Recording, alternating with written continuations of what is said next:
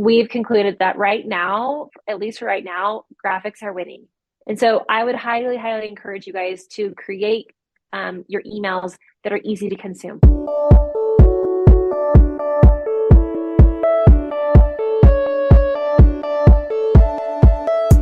So you want to make an impact. You're thinking about starting a business, sharing your voice.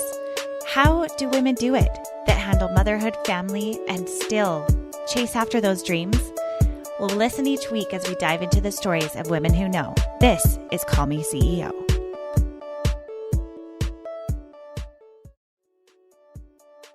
Hey everyone, thank you for coming to my channel. Please subscribe. Here at Call Me CEO podcast, we actually share stories of mothers building businesses. This is a part 2 of Abby Combs, who built a marketing business from her home. Today, we're going to be talking about how to build a successful email marketing plan for 2024. Email is a system that you will always own, and it is important that you understand the ins and outs of it, especially because it is something that you own. Social media can change, algorithms can go up and down, but an email list is something that you own and can communicate in such a personal way with your audience. If you are not subscribed, please do so, and to my email as well.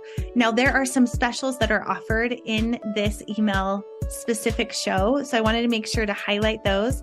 Number 1 is Abby has a power hour that you can get 50% off by using the code CallMeCEO, and that will give her a place to meet with you and kind of go through what's working and what's not for a very one-on-one experience. So make sure that if you haven't listened to part 1 and you want to hear Abby Combs' story, you can go back and listen to that episode. Part 2 is all about how to have a successful approach to email marketing in the year 2024. Let's go.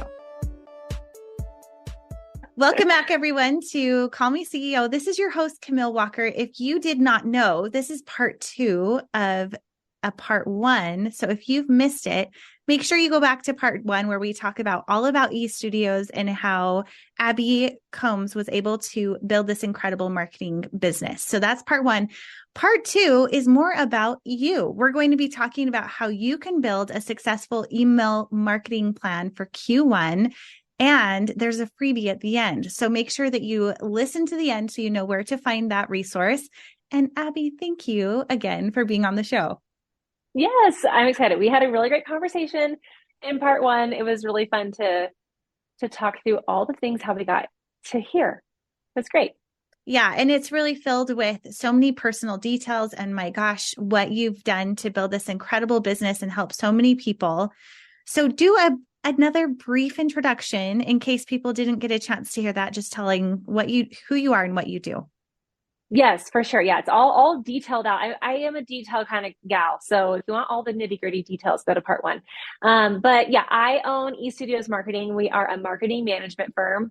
So we do everything from building everything for you and also everything from building everything for you to managing it all for you. So things like email marketing is a big part of what we do. Social media management, SMS texting, and Shopify websites. We create, manage, build, strategize, all the things.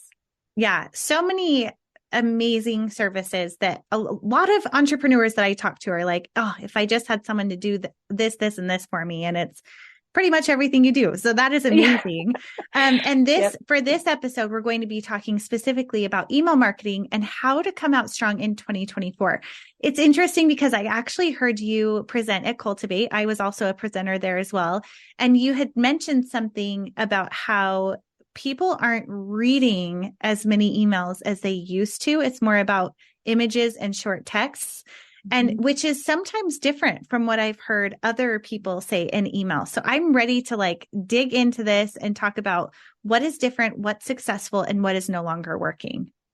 Yeah, for sure. And I will start by just saying that I think it's important to create something that you would open. At least that's a big strategy of ours. And here's the thing, and here's why, I guess I should say. Most of the time you created your business because you saw a need that would either help you or someone close to you. And so you're pretty aware of what your ideal customer client would or what they need, right? Because you probably need it yourself. And so if you're creating something because you read an article somewhere over there that might have worked, you don't know if that worked for your industry, if it worked for your demographic, if it worked for your product or your service. You just maybe read a statistic, right? And I think you really, in the end, when it comes to marketing, you have to test all of the things. So sure, try it. But I believe that, well, and I'll say that most of my clients, I am their ideal demographic, which has been such a blessing to be able to create things that I'm like, yeah, I would open that, or I would never open that, right? And I know I'm not the end all be all to all things, but if you can hone in on your ideal customer, you'll be able to determine what kind of emails to create. That being said, if we think through the big box stores, and some examples are Walmart, Target, Nike, Free People, some of these major stores that are maybe in a mall, H&M, all the different stores, they are training the vast majority of the audience how to consume content. And so we need to be watching what they're doing to see how we can piggyback on some of their strategy. The other thing is, thanks to the introduction of YouTube videos, which was years ago, but still rampant right now, and Instagram video and Reels and TikTok, that is also training all people to consume information extremely fast. And I have said before, the general population had a very small attention span, and then we introduced video, and now they have an even smaller attention span. Yeah. Also, the digital age is creating content. I think there was, I'm going to butcher this, I should find it and read it, but I heard that there are 500 hours of YouTube videos uploaded every hour. Wow. to YouTube. So the idea here is that because of the digital age, content is being produced and sent out to the world at a lightning speed, that we also are fighting over just space in front of somebody, right? Mm-hmm.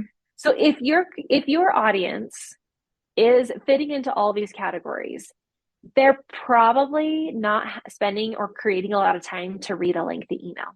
Yeah. That's why most blogs have turned into a search engine. It's not meant to be what it was 10, 20 years ago when they first came out. Blogs were read. They were read by humans. Now they are read by Google, and Google only, really. People are finding them, getting to the gist of the post, from what I know, right? And so again, it goes back to, like, we have very little time and attention to grab. So let's create something that we can deliver quickly.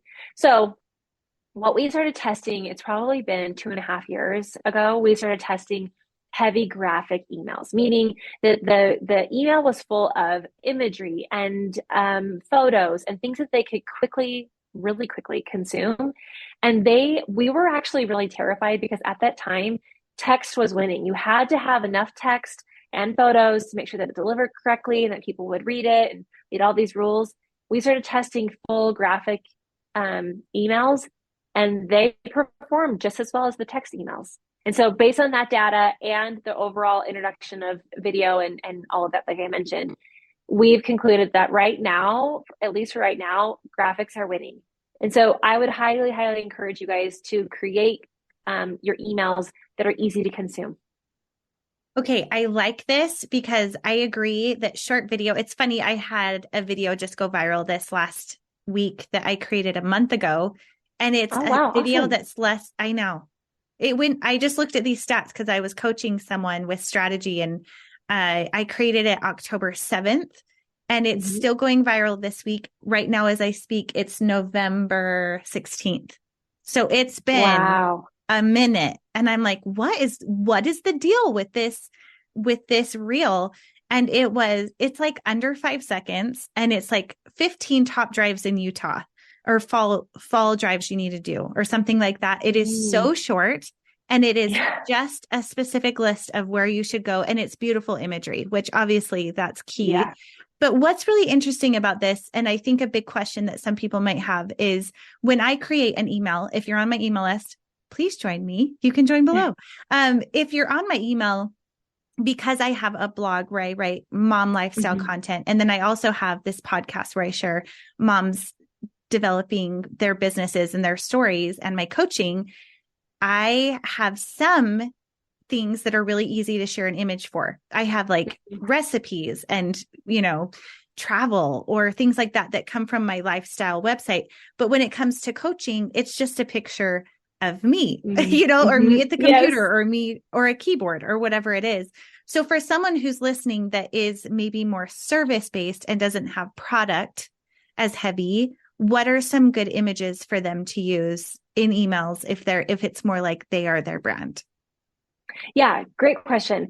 So I think if you are the brand, then show your face, show your show you, right? Use that. That's good. You also don't have to have 17 images of you. You could have an image of you, maybe at the header. And then, I would incorporate some keyboard, you at your desk. I think people also want to see humanness. And so even if it's an iPhone photo of you sitting at your desk, or you schedule a branding photo shoot once a quarter and they come to your office or they come to your home and you're having them take a picture of your hand typing more so than a stock image. I think stock images have come a long way, but a lot of them you can tell are stock. Yeah. And so maybe avoid those a little bit. And don't try so hard to get a photo that it's off brand or it looks so stock. But also don't go so the other way that you're not sending an email because you don't have images. You also can do just some color and instead of writing something out super long, maybe it is your 15 fall drives. We'll take that same example. You could put that in an email, 15 top drives. Here are 3 of my favorites. And then you can pull in, right, sure, imagery of the drive, but maybe you're just having the 3 and it's just a picture of the drive. Maybe you can go out to your car and take a quick photo of you in the car. I would match your branding. Obviously, there's a lot of elements that go into this, but just show some like colors in the background, less paragraphs and more blocks of, and read this one here, or get directions here, or see if this is in your area by clicking here and getting them from the email to quickly consume it, see if it's something that they resonate with, and then have them click to go somewhere else to get the full. And then that's where your blog comes in, which is a really great strategy, and or podcast, to use your email list to tee up your blog or your podcast or your social media. They don't have to stay in the email. We don't actually want them to. We want them to open it, stay there for a quick second, and then click somewhere else. Yeah, I like that. The biggest, I feel like it's like the book, you judge a book by the cover. The same kind of thing applies when we have, sorry, Eugene, I'm going to start over. There was an airplane. I am sure you heard it. Oh, I'm going to start over. Okay. One thing that I think is true is that people really do judge the book by its cover when it comes to subject line and whether or not they're even going to click into your email.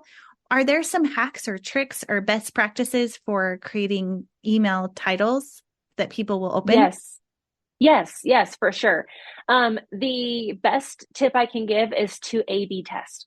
So I love and hate this answer because every marketer uses it and it feels kind of gimmicky, but I promise it's not. For me to be able to give you a really defined answer, I'd have to do some testing to weed out what didn't work. So definitely do some testing. Most platforms that you'll use walk you through how to do A/B testing. This is basically what A/B testing is sending one email it's one email, it's the same, and you're sending it in 2 different ways to different segments of your audience. And so it's basically email A and email B, although they're both the exact same email, but you're going to make some slight changes. So this could be 2 different subject lines. It could be the same subject line, but you're including an emoji in one of them. Mm-hmm. It could be the same subject line, but different preview text. It could be different subject lines and different bodies of the email. When you try and change too much, you don't get really great data. And so you're testing too many things at once. So I would test different subject lines to see if your audience responds well to an emoji or not. That's a really good way to start.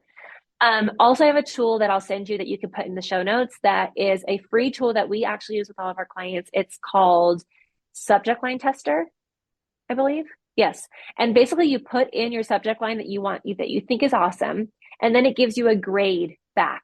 And it can be really, it can be really enlightening. Sometimes we've gotten an F rating and we're like, no, that's freaking good. And the software is like, no, it's not. So you plug that in, and it actually will give you a grade, like an A, B, C, D, or F. And then it will give you some suggestions on what to change. They're also basing a lot of this off of like I call it the email gods rules that we have to play by. And so they're helping you with deliverability and landing in the inbox. So that's a really great resource and a tool. Testing is a big one. And then I think a lot of it goes back to like, what would you open, right? Don't get so clickbaity that you know that's not going to work. But don't get so like, don't give all the secrets either, right? Like your 10% off code is inside. I'm like, I don't want to wake up for 10% off, so I'm not going to open it. But if you're like, your free gift is inside, or the code you've been waiting for is inside, some things like that you're like, oh, I'm curious. That would make me be curious. I would test those. So there's really no like rhyme or reason. There are a lot of things that work, and we probably will create in Q1 a cheat sheet that we can give you guys as well. That's like our favorite subject lines that have worked and we've tested in the past. But just know that it's ever evolving, and the more that you can test, the more data you'll have to say, our audience really responds well to this, or they don't to this. Yeah, that's helpful. I think I am definitely going to try out that subject line tester. That is brilliant. That's something I heard you mention before. And in my mind, I'm like, ooh, I'm going to do that. And sure enough, I have not. Yeah. So I need to do that, because that is so helpful just to get a second. I mean, there are so many resources now for even helping write email, whether you're using ChatGPT. Is that something that you dabble with writing email, or what's your opinion on that? Yes, I was just going to say ChatGPT is actually a really great resource if you know how to use it. Yes, prompts are everything. Yes, and I know, and this is not my area of expertise, and I know I probably should learn more about it, but my team does use ChatGPT not only to write emails, but just for some of these one-liners, right? Like, how do I say download your guide without saying download your guide? And it will actually tell you what to write, right? Mm-hmm. Or how do I say shop now without being so aggressive? How do I invite them to shop the website? How do I not use these words, but say this? And they will spit out some amazing options. I will tell you 75% of the time, the ChatGPT answers we don't use, but it sparks an idea of ours that we wouldn't have gathered otherwise. Somebody relayed AI to the iPhone camera, and how when iPhone cameras first came out, or a camera on your phone, that it did not eliminate the need for professional photographers, right? It just let everyone take photos really quickly. So that's the same thing with ChatGPT. It's not going to eliminate the humanness that you're going to need to make sure that your audience would actually like that subject line. But it's definitely a huge resource that my team uses, and most people that I know in marketing are implementing in some way. So I would highly recommend you guys use ChatGPT in some way for your subject lines, for your copy, for your buttons, to get to understand. And again, it's the whole point is to have a vast majority of information right at your fingertips. So use it for sure. Okay. And another question that I have for you is, how often should we be sending emails? I know that it's, depending on however you can keep it consistent, but in your experience helping businesses, what has seemed to be the most profitable? I know this is so depending on everyone's so different, but what would you say? Yes, I was just going to start by saying, I don't know. I don't know exactly, because it's different for everybody's brand, everybody's commitment. I do think a big thing that I tell people, especially when you're just starting out email marketing, it can feel extremely overwhelming and really daunting. And then you actually just stop doing it. So the same thing for social media that people say goes for emails. It's, let's decide what you can commit to, how you can be consistent, and do that. If you can post once a day on social media every single day, great, do that. If you can post once a week, great, do that. Same thing for email marketing. I don't know that I would tell you to email every single day by any means. But I also don't know that I would tell you to only email once a month or once a week. I would tell you to work up to it. For those of you that are not doing email marketing at all, I would start with twice a month. Let's get a newsletter out there twice a month. I call it a newsletter. It can be a massive campaign. It can be a value-packed email. It can be a sale or a promotion. The biggest thing I would tell you for the cadence of your emails is that do not only email your list when it's time to spend money, because they will read through that unless there's always an asterisk, unless you are a brand that's always on sale, or you only are there to provide a product to buy. And most of my clients are there for something more. Mm-hmm. The end result is a purchase or a transaction, but there's a lot more you can give to your audience and community, just like you will on social media. You mimic those behaviors on email. So if you're just getting started out, be conscious that be conscious to not only send emails when it's time to spend money. And I would start with maybe twice a month. And to think through, like, how can I provide a lot of value to somebody who's opening this? Another question you can ask is, what do I want my customers to gain from this email? And so think about how putting yourself in their shoes or their position. What's the point of the email, right? Mm-hmm. And then you also need to keep in mind, what do you want their customers to do with this email? Are they shopping? Are they clicking on something? Are they downloading it? Are they going to go watch an Instagram video? Are they going to watch, like, what are they doing with this email? And if you can have some of the direction on what's in it for them and where do they go with it, you'll be able to create emails that are worth a lot more value to your end user. So with that being said, do you feel like it's important to send emails that only have one objective? And what I mean by that, let me give you an example. Like in my email, I will send a recipe and or an activity and my weekly episode. So it's like there's something in there that's like could be for anyone, but maybe they don't want all the things. Do you think that's a good idea, or should it just be, this is the episode for the week, and like maybe the recipe is a different email later on in the week? Good question. Okay, so there's a ton of ways that we could do that, and it would really dive into like overall goals. What are your customers doing with you? What do you want them to do with you? What are your open rates? What are your click-throughs? We would have to dive into all of that to create a long-term strategy. The short answer is sure. You can definitely include more than one objective in an email, for sure. And a lot of times we do. We'll promote one product specifically, and then talk about the rewards program at the bottom, right? Or we'll promote one product. What if that person already has that product, right? And so let's talk about subscriptions or something new on social media, right? What I would encourage is that there is maybe like a 70-30 split or a 60-40 split, where there is a main objective and it takes up a little bit more space. And then the other two, not afterthoughts, but are there to see what they do with it. See if there's a direction that your customers go. Let's say you have the recipe be mostly the email, and then at the bottom, it's a little bit about the podcast and an activity. Let's say that you have the recipe for the most of it, and at the bottom, we have the activity that links to maybe a blog post, and then the episode that links to, obviously, where they can listen to it. That would then, once we send it to them, we would then be able to go back and look, what did they click on? What did they do? And that will help give you data on, nobody actually clicked to download the recipe. They all clicked on the activity. So I need to make my recipe less important and my activity more important. Or we had a really small percentage do the recipe, or the really small percentage do the podcast. Like all of that's going to give you feedback and data to say, here's what happened. How do I pivot for the next one? So I do think you can include more than one objective. What I would avoid doing is having them all be equally as large. So if you're going to have a really big space of the recipe and then a ton of information about the activity and then a ton of information about the podcast, that's going to get lost. But I would have one or two main directions, and then you can still tease or sprinkle in some other things that you're doing as well, because it may hit a different audience. And let's say that most people weren't interested in the recipe that week, and if you didn't have anything else for them, they would maybe get lost, or they'd be like, this is not for me, unsubscribe. So having a few other things sprinkled in there is a good idea, I think. But I actually got an email from a friend recently, and every section of her email was super, super long. And I was like, this is overwhelming to me.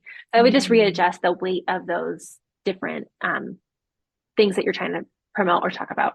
Yeah, I love that. That's a really good advice. Now, as we're closing this up, what are some of your favorites? And I know that you like Flowdesk, and this is a question I already know part of what you're answering, but I want Okay. our audience to hear that too. For people who maybe they're just starting out and they want to be successful with email, but depending on where they are in their business and what they want to invest in, the cost. And this is a whole thing. So it might take Yeah. a minute. So you don't have to dig into all the weeds, but like, what Yeah. is a good place for them to start for maybe starting out their email list or taking it to that next level? Perfect. I get this question a lot, so I'll give you the quick answer, and then if you guys have questions, please send them in, and we can answer further. But I have three favorites. Every marketer will have their own favorites, and I have three. Just getting started, you're going to want to be aware of the platform's fees and when and if they up their rates based on your list size. So watch that. Most platforms, like all but one that I know of, charge you based on how many people are on your list. So watch that. The one that doesn't, that I'm aware of, that is a very low introductory rate. It's not even, it is the rate, is Flowdesk. And so Flowdesk is for right now is $40 a month. And most people have a referral code they can give you. I know I have one, maybe Camille, you have one. I And do. it Yep. saves you. Perfect. Yeah. So she'll link that and it saves you like half of your monthly fee, I think for a full year. So for $20 to $40, it's a really, really cheap way to start on email marketing. Obviously, there's pros and cons to every platform, just like websites and every tool out there. So there's pros and cons to Flowdesk, but that's a really, really great place to start. It's especially good for service-based industries who don't need to do a ton of automations, but want to get emails out and see the potential there. My next favorite is MailChimp.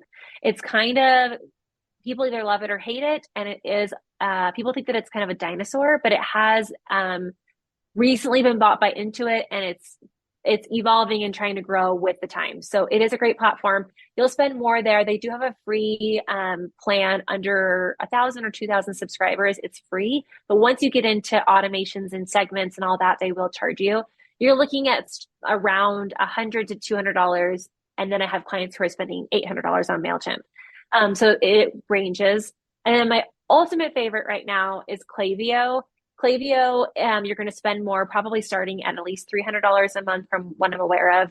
They charge you for list size, all of that, but it is extremely robust. So if you're a product-based business that has more than one product, I would highly recommend investing into Klaviyo. You can do so much based on email behavior, customer behavior, website behavior, and you can use your email marketing strategy to support all the interactions that your customers have and try and get them to convert.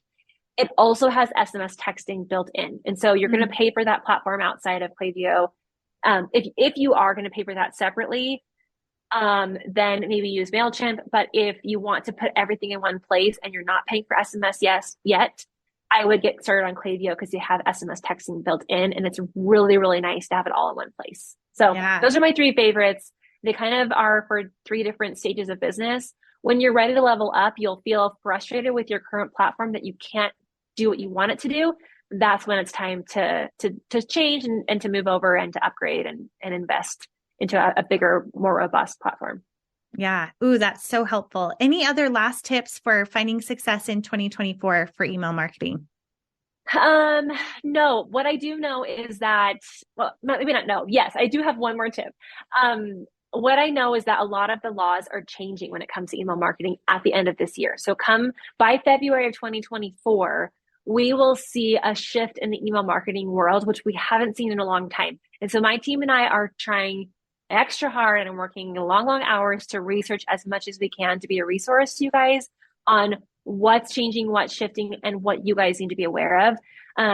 There's not a ton that you have to know about the legalities of it, but there are a few things that you'll want to know so that your emails don't get sent to the spam or junk folders. So be watching that. We'll definitely post as much as we can, and maybe we'll come back and do another episode about what changes you need to make to be safe in 2024. But you still can do email marketing. It's still a huge money maker. It's still the highest return on investment that you'll have when it comes to digital marketing. And it's a way more personal one-to-one relationship with your customers than it is social media. So still important, still a huge player in the marketing world. And I would highly encourage you to get started. Even if it's in a small dabble way, you'll see some really great progress with it.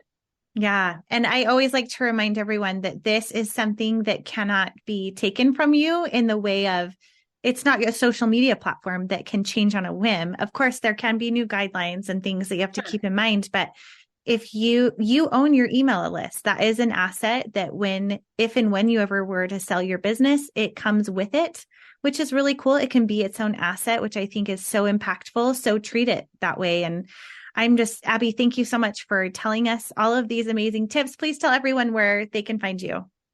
Yes, and thank you for having me. This is so, so fun. If you have more questions, please reach out. You can find me on Instagram. I love chatting in my DMs and answering all the questions. So you can find me on Instagram at @e_studios marketing.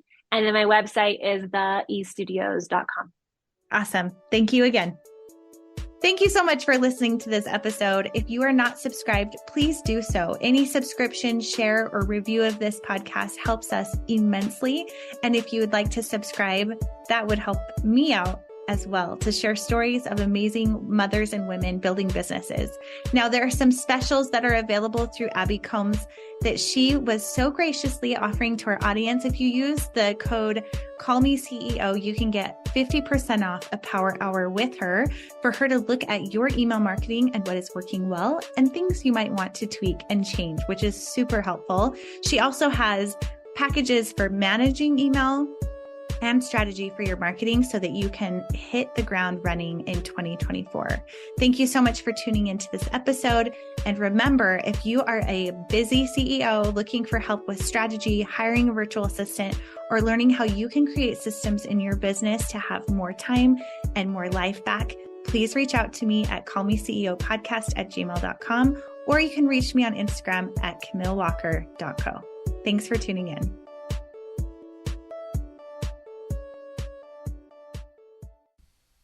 Hey CEOs, thank you so much for spending your time with me.